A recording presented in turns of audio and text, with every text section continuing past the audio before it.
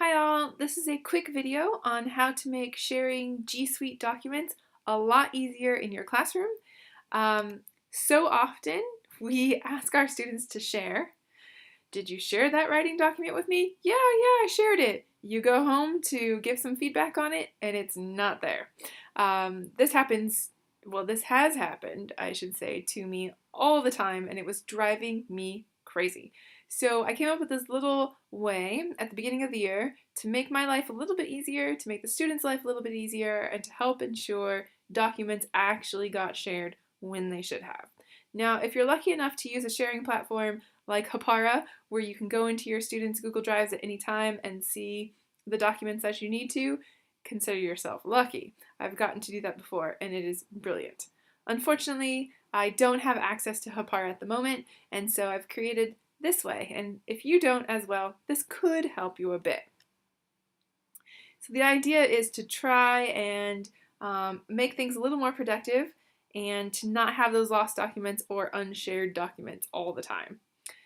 So Google came out recently with their Team Drive, right? Team Drive is brilliant in the fact that there is no necessarily owner, it's shared ownership.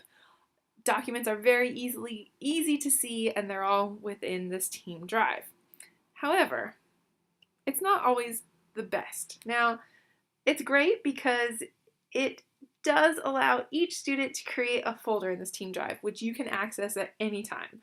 However, that also means that every student has access to every other student's folders. So really nothing is sacred. Anything that they put in there can be seen by their peers. And although this can be great for peer collaboration and feedback, there can be certain documents and, writing pieces can be quite personal. So sometimes you don't want everything to be shared. And that was the problem that I've come across quite often. So what I've done is I've utilized Google Classroom's classroom folder and turned that into kind of a shared central location in my students' Google Drive. I'll want to show you a little bit about how that looks. Sorry, we'll get to that later.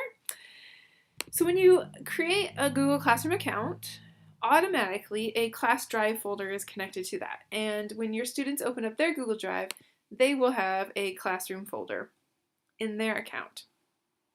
Now what I did at the beginning of the year is I had my students inside their classroom folder. They created another folder that had their name on it. And then within those folders, let's open up one here. I had them create a different folder for the different curriculum subjects that I wanted them to. These are still in the process and there's some missing. But you'll see their numbers here. I had their number put on it and then they labeled it. And then anytime they create a new document, they automatically go and put it into one of these folders. So their Google Drives, basically they'll have this classroom folder and then they have these folders inside. Everything else that they might have in there is not information that I need, or they don't have it in there to begin with. This means then that anytime I want to look up writing for Caitlin, I go into my classroom folder and into the particular class, and I can look at Caitlin. It's all in alphabetical order, very easy to see. I go into her writing folder, and there are all of her current writing pieces for me to take a look at. If I wanted to see her, reading folder, I can go in and look at her current reading documents. I have noticed that there's been a lot of cutback about documents not getting shared with me. Every once in a while, you'll have the student who forgets to put it into their folder, but they've started to become more used to the idea of creating their documents inside their folders from the beginning to help solve that problem. There is a little bit of work on the front. At the beginning of the year, you have to have your students sit down and do this, but teaching fourth graders, they love anything they get to do with organizing their files on their Google Drive.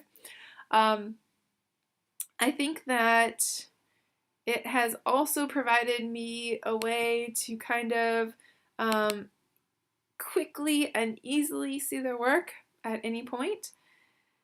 And I don't have to worry about my students getting into each other's Drive accounts as they would have maybe on the Team Drive. I hope that this is a quick tool that you're able to put into effect if you don't have a sharing platform such as Hapara or something like that. If you do have any other questions about this, please let me know. You can find me on Twitter at TeachJenTeach. I'm not saying this is the quickest way or even the best way to do this, but I have found it very effective, and there was only a little bit of work at the front, and since then, my life is so much easier. I hope that yours can be as well. Good luck, happy teaching.